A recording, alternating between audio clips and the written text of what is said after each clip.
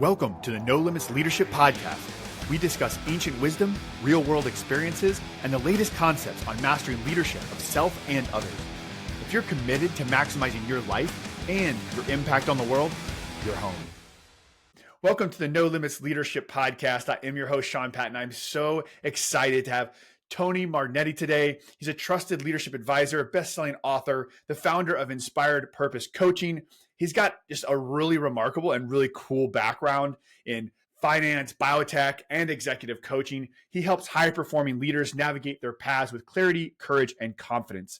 He's known for his transformational approach. He guides individuals to align their inner purpose with their outward impact and helping them find fulfillment while driving results, which is right in line with what I love talking about and working with my leaders in No Limits Leadership. So I'm excited for this conversation. He's also the author of Climbing the Right Mountain, Navigating the Journey to an Inspired Life, and a passionate advocate for unlocking the potential within leaders. So today he's going to join in his wisdom and share his purposeful vision about leadership and navigating the complexities of modern business with authenticity and vision. Tony, thanks for being here. Thank you so much for having me, Sean. This is a wonderful introduction. Thank you so much for introducing me in such a great way. Well, I had to, we had our initial conversation, and I said I was really impressed by it. And the more I looked into your content and the message you're putting out and the impact you're having, I had to match up to what you're doing. I was interested when we talked was your professional journey has not been sort of standard and linear, right? Like finance, biotech, leadership coaching, like all those different things. What was pivotal in those experiences that led you to start Inspired Purpose Coaching? Yeah, it's a great question. And, one of the things that was pivotal about it, if I can get my words out, was that I realized there were missing pieces, but I was doing good work. And when you have something good going on, it's hard to realize something's missing. You just kind of continue to do the work and you fall into a pattern. And so the reality is that, when I was working in biotech, I was making an impact. I was doing great work and people were, celebrating that work in many ways. And so you just go along, you fall in the pattern. And then moments along the way, I realized, something's missing and, but I'll just keep going. And maybe that thing I'm seeking will find me, or I'll find it eventually when I get to that place, that mystical place, wherever it is. But it doesn't come. You have to actually, stop yourself and realize, if I want to find that thing that's missing, I need to maybe go seek it. And that's what I did. I had to, get off of the treadmill of my corporate life and explore deeper into what it is that I really wanted. And so I left the corporate world and decided to get into coaching and eventually more leadership advisory and facilitation work. And it was the best decision I could have made. And it allowed me to really connect with my true purpose, but it also had me coming back to a part of me that was there all along. I was an artist as a child and a person who loved to create environments and worlds that, had people feel something. And ultimately, that's what I feel like I've come back to, is these elements of myself that I held back. So yeah, that's it. When walking through that, when you said, I knew that I wasn't living my purpose, that I wasn't feeling that, and I had to take a step back and, you mentioned, figure out what that is, like realign with my purpose. Did you already know what that was and it was just a matter of realignment? Or did you have to kind of start with a blank slate and say, I know this isn't it, but I'm not sure what it is? Yeah, it's more the latter. I mean, it's really, I didn't know what it was, but I knew that what I was doing wasn't serving that purpose. And it manifested in many ways. First of all, it showed up in burnout. I was working so hard trying to be something that that wasn't me. And I thought working harder was a solution. And it wasn't.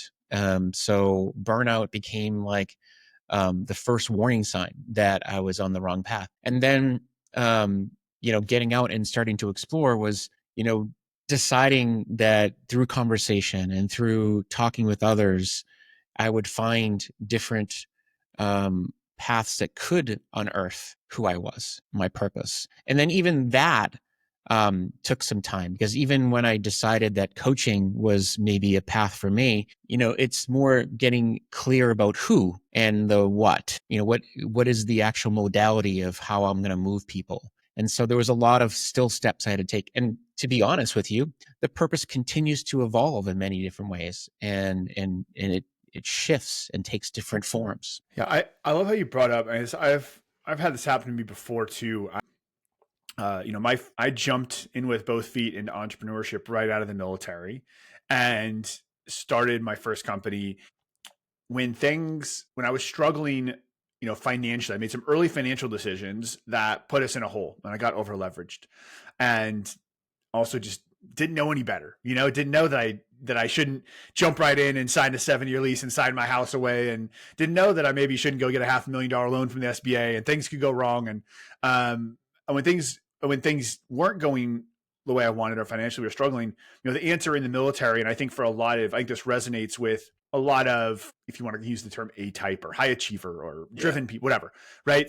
Success focused people, the answer in the military definitely was, when it gets harder, just march harder, right? Like keep going, right? Just, eventually the mission's going to end. Eventually you're going to redeploy. Eventually whatever's going to happen. And the one thing you can't do is quit or stop, right? Because literally, it's training. It means you fail, and in combat, it means, people count on you, and it can mean, death, right? So, but I took that same mentality, and I feel like mentally what you described to me was like a similar mentality, but driven by our own sort of ego and standards of like, I need to succeed, I need to have drive. And so just keep pushing until, the mind and body eventually, for me, gave out, right? And I had burnout and physical symptoms. And I think that that's just a message that resonates with people that are probably listening.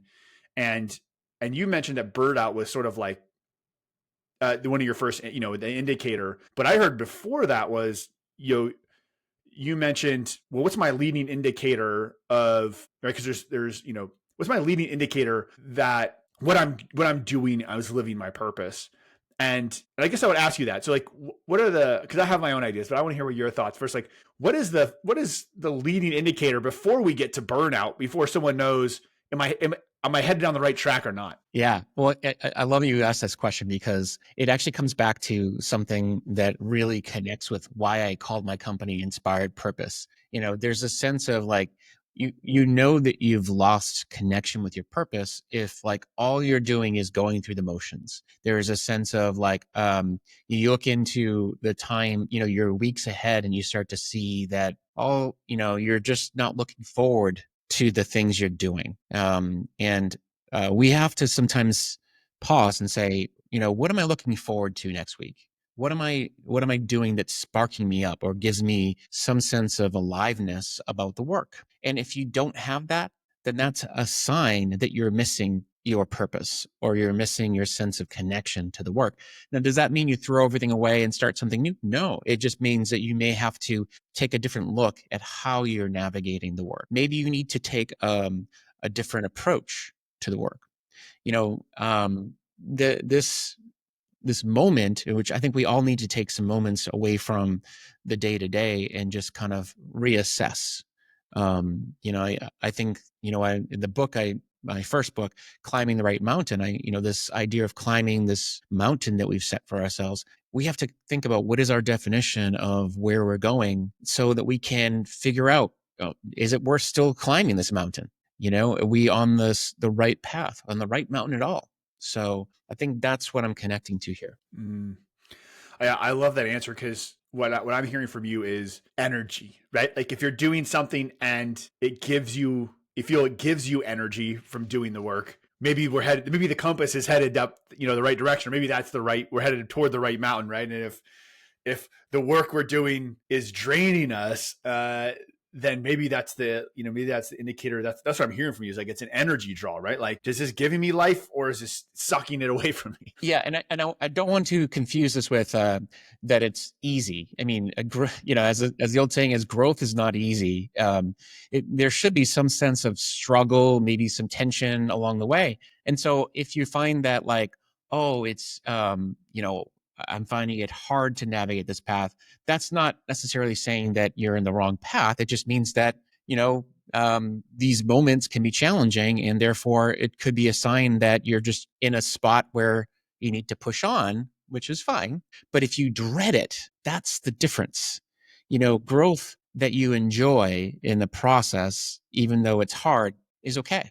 But growth where you're dreading it and you're like, well, I just can't wait to be done with this, because I just, I'll be happy when I get done with it. That's not good.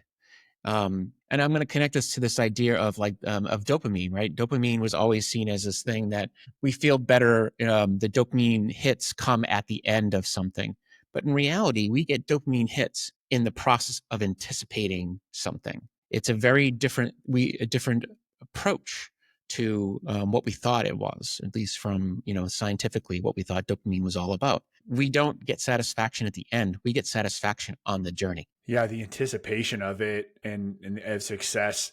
I love the fact you said growth isn't easy, because I think back to my own life and when I work with clients, and every accomplishment, every experience, everything I've done in my life that's lasting, like I have pride in, that I help define myself, that I want to tell people about, Yeah. has been hard, right? Like it's been difficult. It's like that's part of the journey, and almost a necessary part of growth. But I love how you're differentiating the fact between, but am I suffering just to suffer? And is sort of the juice going to be worth the squeeze at the end? Am I going to be proud of where I'm at? Or am I just going to be done and be like, well, thank God that's over, and I never talk or think about it, or it means nothing to me, or I didn't grow as a person from it?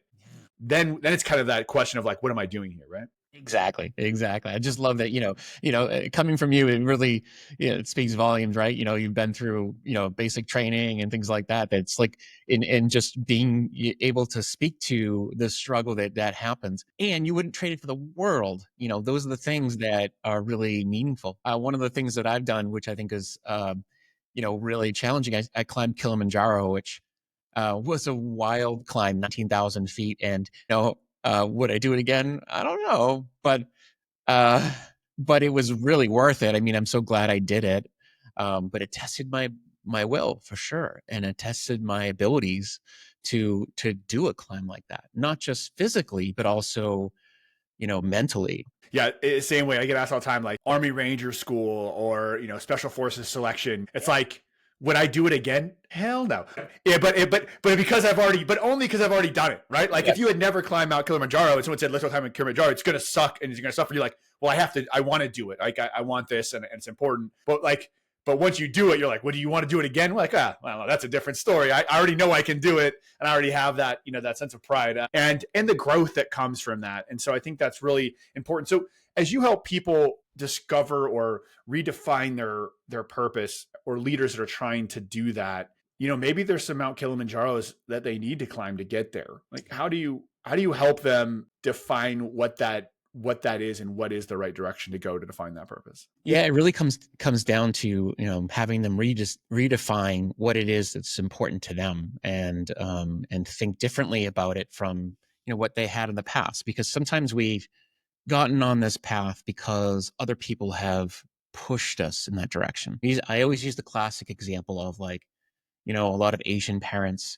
who have, like, said, here's your choices of career paths you can take. And, you can be a lawyer, you can be a doctor, so on and so forth. And, the reality is maybe that person is like, no, I don't have any affinity to any of those things. And, I've probably been really successful doing that. But at the end of the day, what really lights me up is this. Maybe I want to be an artist, and that's okay. And it's okay to say that. Um, Now, does that mean they throw away everything and start, being an artist? No, but it means leaning into that and finding ways to incorporate parts of that into your world. And so I let people dream a little bit, and allow them to say, what can I do that really connects with what I value? And how can I incorporate that into my world?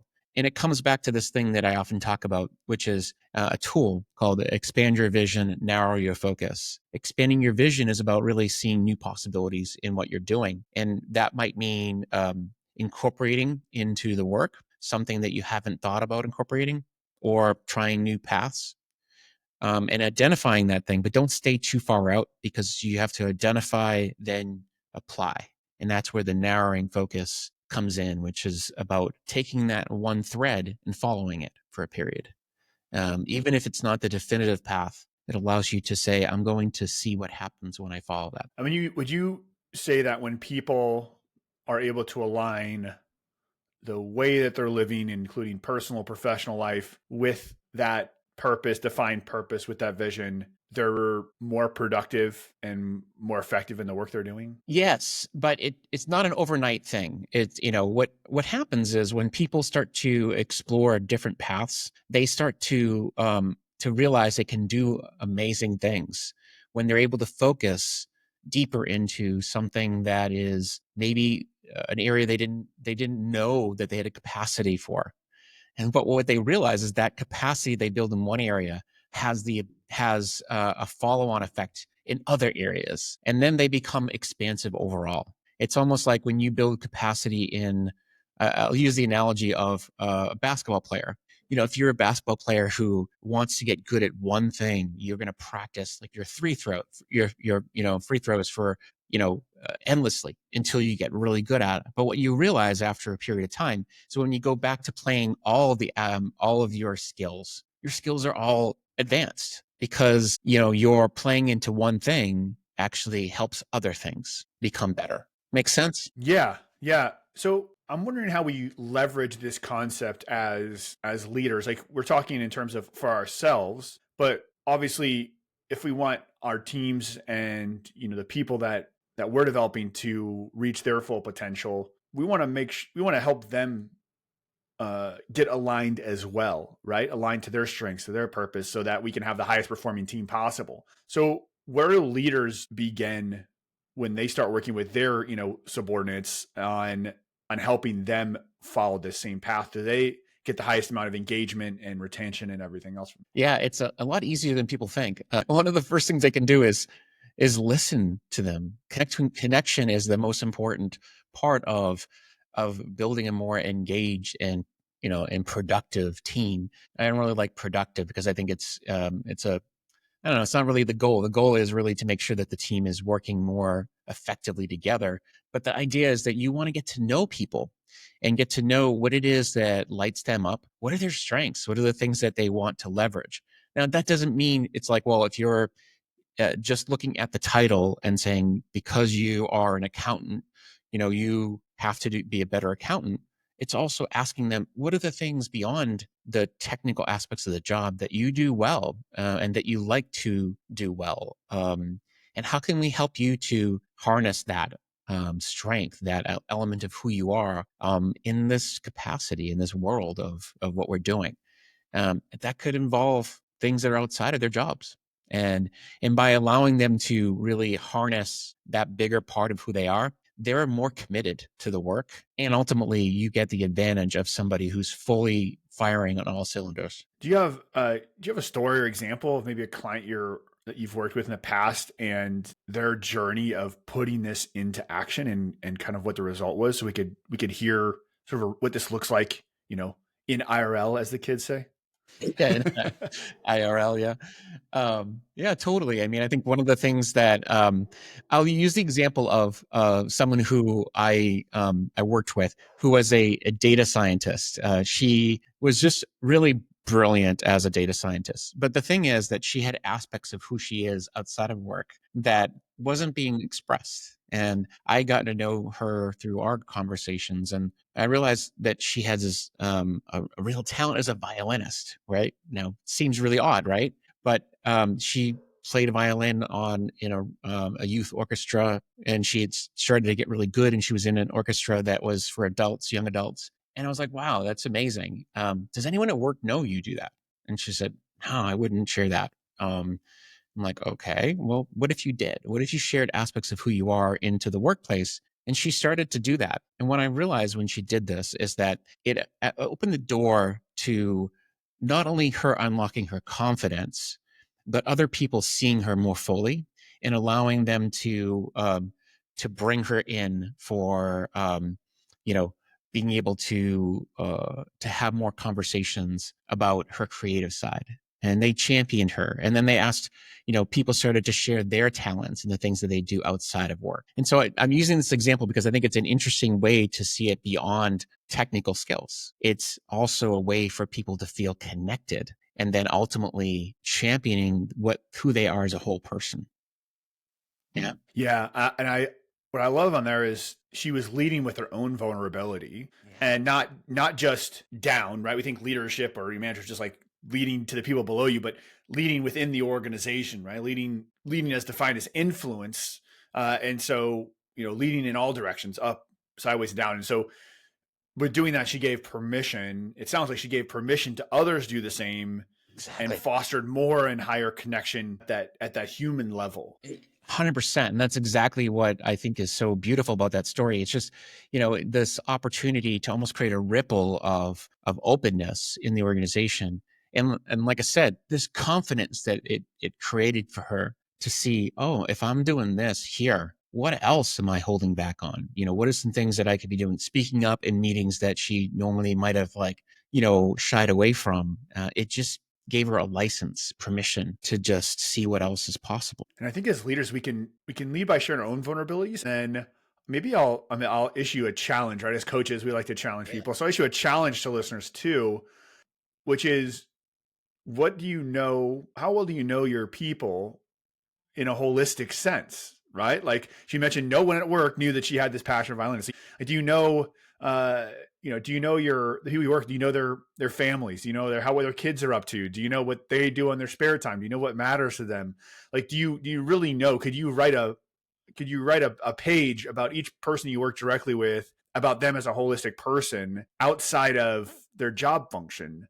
And, I'm almost thinking in my head right now, is that a good indicator? I'll ask you, is that maybe a good indicator, a good exercise for a leader to be like, are you leading or just managing? Because if you're just managing their role, what they do in their work, with their work role and you mentioned productivity, but if you don't know all the aspects of them, then are you really leading? Yeah.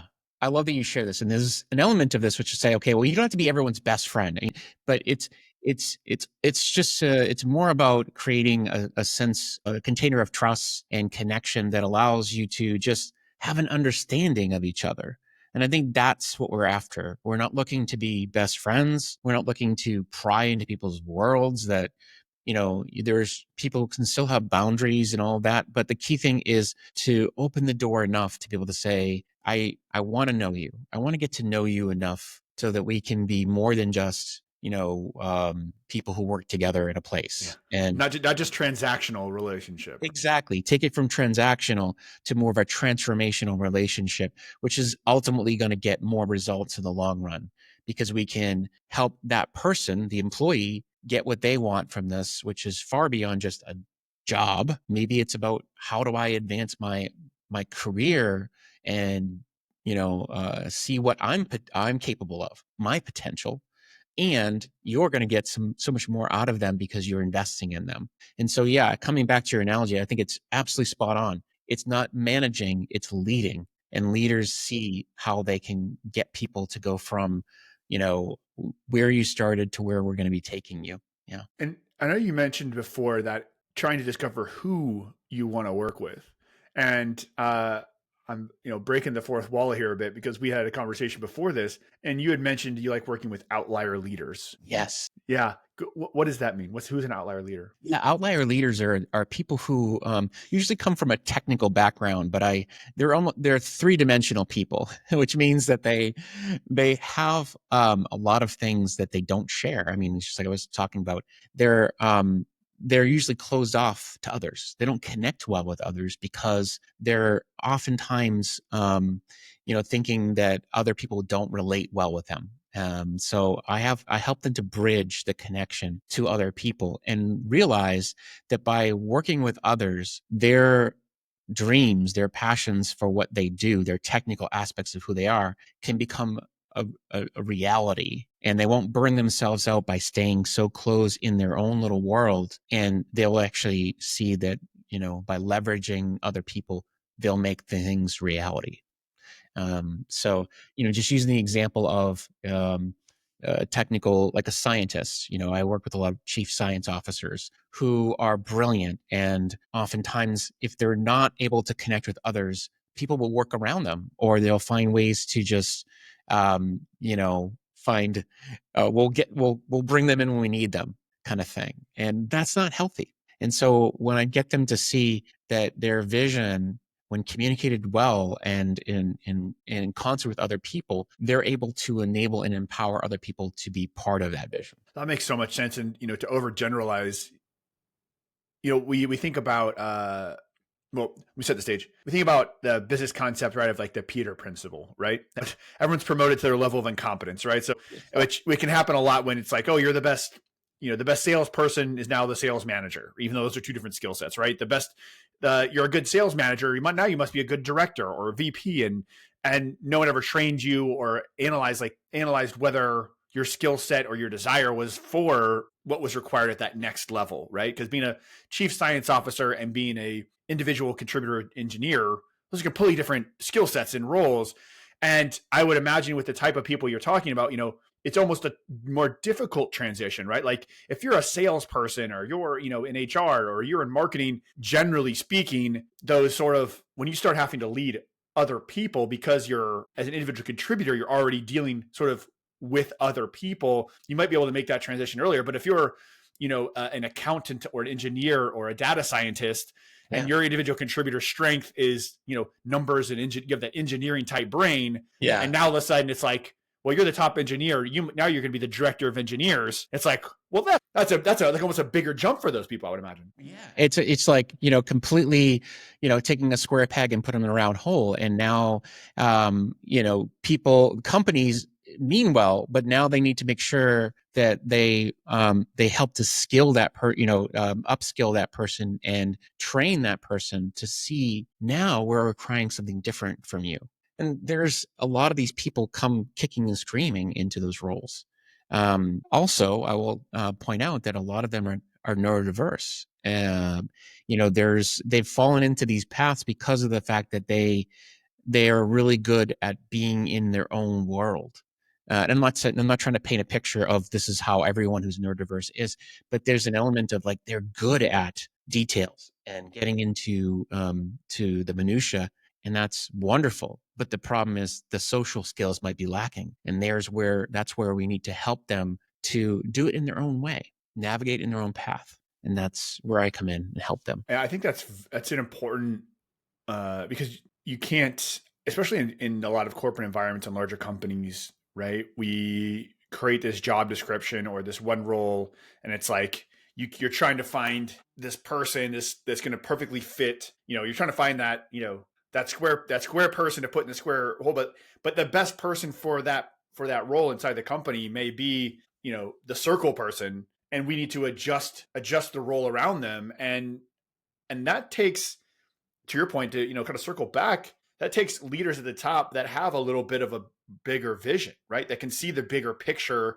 and be flexible and creative in terms of maximizing the abilities that they have on their teams to get the outcome they're looking for, not look for cookie cutter approaches to personnel and individuals. Because as human beings, I mean, you're missing out, right?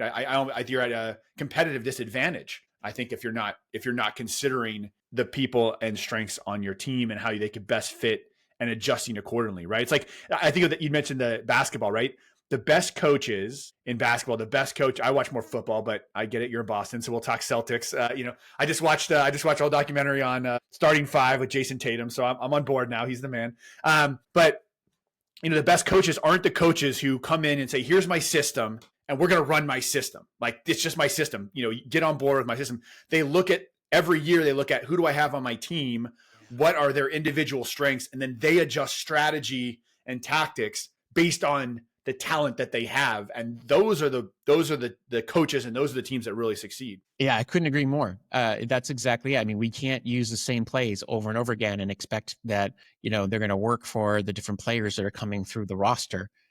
we need to be thinking, who do we have there? Which really speaks to what I was saying earlier. Get to know the people on your team and know that, okay, what are the strengths that they have? How do they utilize them? How can I utilize them? And, and it's not about, you using them as a resource, but it's like, knowing that you want to maximize their experience and you want to make sure that they meet with what you're trying to accomplish. So, yeah, I used to use this analogy of like, here's your people and here's here's your goal. And you want to make sure that you're fitting them together so that they are optimized. As I shift a bit, these leaders that want to really balance professional success and personal fulfillment, I feel like we are in modern world just, we're expected to shove 10 pounds of crap in a 5-pound bag every day, right? With all the different requirements on us and everyone's expected to do more with less, and things are just moving faster and faster and faster. And we are sort of like, I feel like the leaders I talk with, especially at the senior level, a lot of times maybe they rose to the top because they did sacrifice that personal fulfillment or personal relationships. And so that was their road to success. And then maybe they got to, maybe to your point, the top of the mountain and realized it was really lonely. Yeah.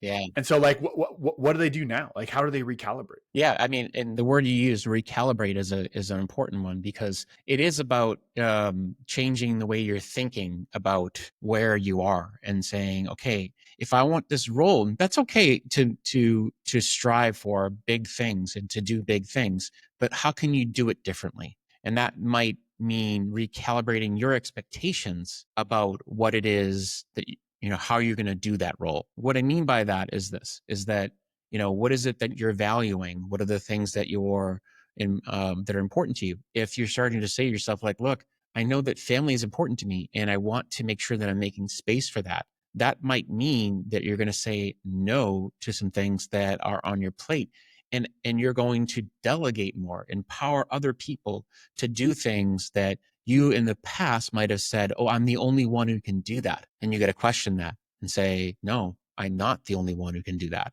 Or I have to settle for, less than perfect on certain things that I in the past have said only the absolute best in this particular area. Well, no, something has to give, and you have to decide what is going to give. So it starts to really come from this place of what is essentially important, and that includes across your entire life. And how am I going to create strategies and plans to ensure that I can get all of the things working in concert?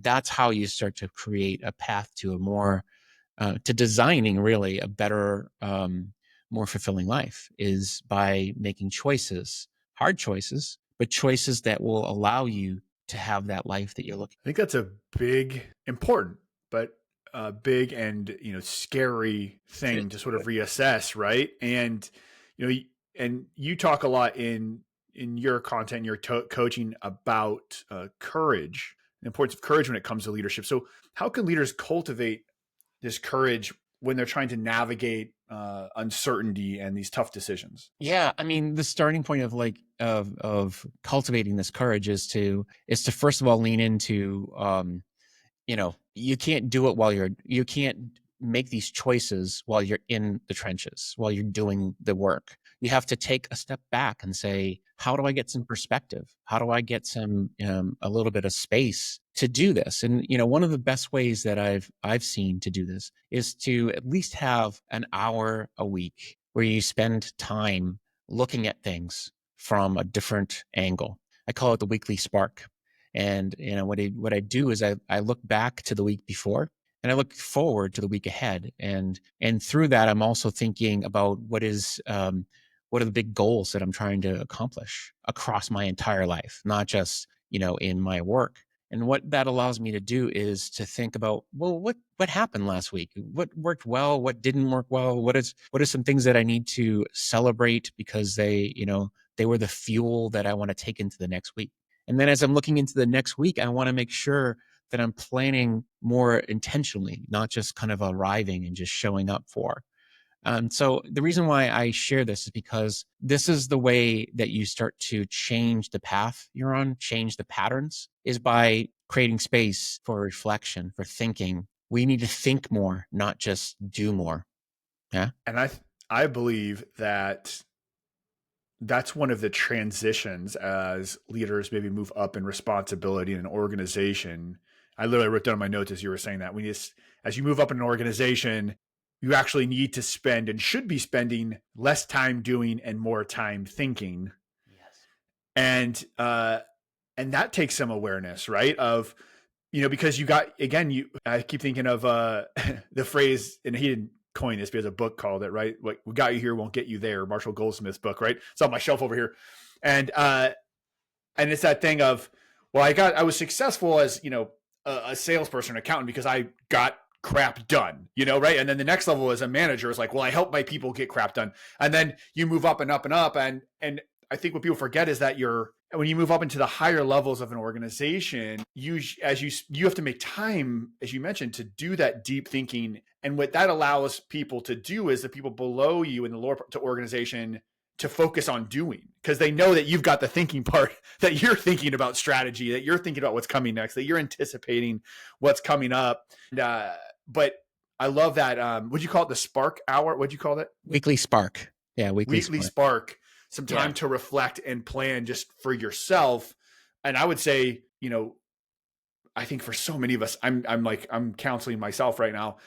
I worked with a conscious leadership coach, and I'm an Enneagram 3. And so right now I just had a baby a week ago, and I told her how I'm stressing because I'm sitting on the couch and I'm not getting things done. I'm not doing, and she's like, the work for you is to sit and do nothing and just think. And it's like, man, I would rather almost go back to special forces selection than sit on the couch and do nothing, because it's like nails on a chalkboard to me, to do that. But giving yourself the space to stop and think and reflect. I love that spark hour that you brought up, because it's for some people they're just go, and there's never enough time, and the email inbox is never empty, and it's so hard to do that. Yeah. But I love how you tied that to courage, to having the courage and the ability to make tough decisions, is making yourself have the space to do it. Yeah. I mean, it's so hard to tap into this. And I'll say, even I have a hard time with it too. I mean, I might have said this to you before, but I was addicted to doing, and I wasn't able to be sometimes when I was back in my old, path. And being addicted to doing means that I couldn't relax unless I had all of my things done. Now that's challenging. And so things are never done, right? Yeah, because things are never done, right? And so it took a lot of reprogramming and a lot of resetting, like a lot of courage. And so now my mantra is to think more, do less. And it's a challenge that I have to face every day. Yeah. I love that. If there's one piece of advice you could give leaders about creating a legacy they're proud of, what would it be? Yeah, this is going to be very confrontational. Look around and look at the things that you're doing and say, what am I tolerating that I shouldn't? What are some things that you're tolerating that maybe you shouldn't be putting up with? And that could be also the things that you're doing that you shouldn't be doing. And what I mean by that, here's a classic example. When you start to see people phoning it in at work, or you realize that there's a lot of people in the team who are just squabbling and having challenges, don't tolerate that. And I don't mean like be maniacal about it, but just confront it. Because as you tolerate a lot of bad behavior on your team, what happens is people start to realize that that's okay. So you confront it by having conversations, talk to people, realize what's going on here, what's really happening, what's behind all of this challenge. And that leads me to one other thing I'll share. It's a bonus, is this idea of like, what's an honest conversation that you need to have, that you should be having?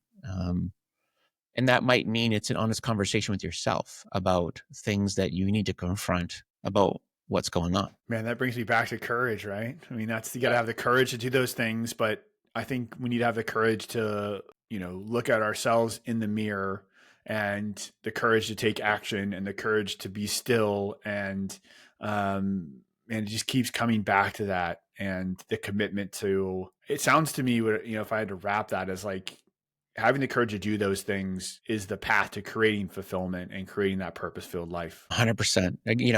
When we start to take, there's a quote that I'll share, which I just love, is that, if you're willing to feel everything, you can have anything. And that quote comes from Peter Bregman in his book, Leading with Emotional Courage. One of the best books, I think, out there. I mean, it was a long time ago it was published. And the reason why it's a wonderful thing is because having the courage to embrace all the different emotions that you can experience is important.